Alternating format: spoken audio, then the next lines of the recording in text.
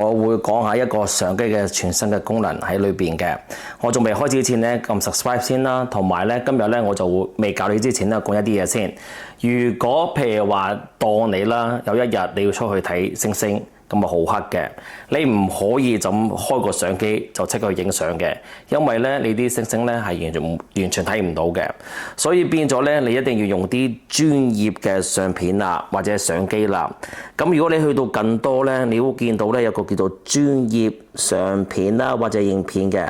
嗱，呢度有專業啦，見唔見到嘅影片啦，同埋有個叫專業嘅，隔離就係專業嘅。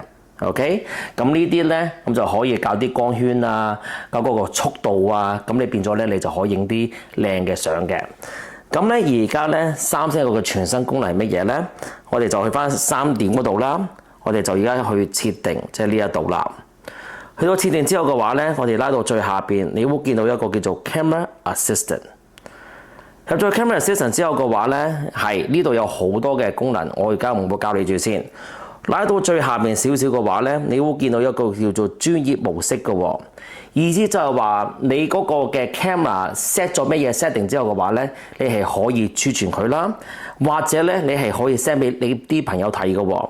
咁如果佢有三星機，又想用專業嘅相機去影相嘅話咧，你將你嗰個設定 send 俾佢嘅話，佢個設定同你個設定會一模一樣嘅。入到去之後嘅話咧，你見到有2個嘅選擇。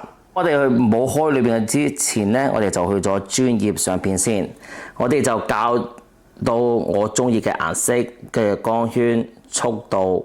OK， 你會見到嘅啲速度啦。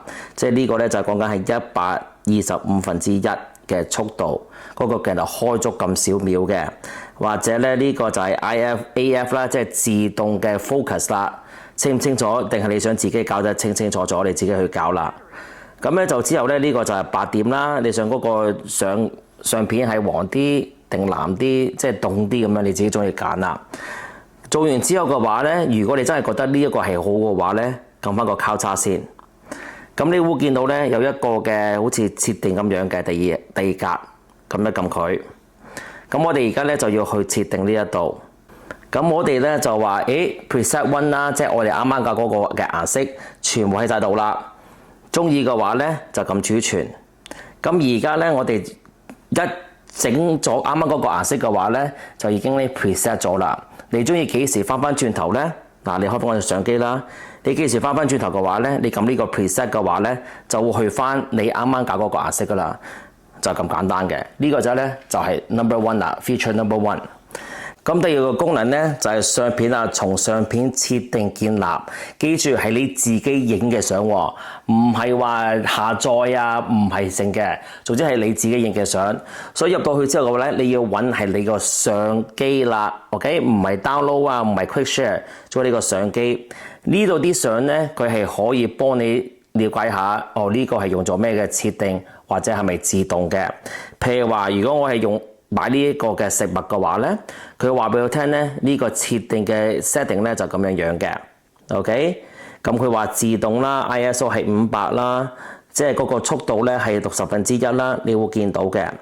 咁你呢度之後咧，你就可以儲存啦。咁呢個咧就係叫做 preset 2啦。即係中意呢個嘅光圈，逢親你一去到咁黑嘅地方嘅話，開翻嗰啲 preset 2嘅話咧，嗰個結果出嚟咧都係咁靚嘅。咁你中意呢個 setting 嘅話，你又可以咁儲存啦。咁變咗呢個就 preset 2，佢會有幅相咧話俾你聽 refer 翻嗱呢個嘅設定咧就好似咁樣嘅，會咁嘅光度啊咁嘅成嘅。呢一個其實咧，我覺得係好有用。總之你自己影咗乜嘢相都嘅話咧，你係可以去翻呢一度啦，去翻呢個相機啦。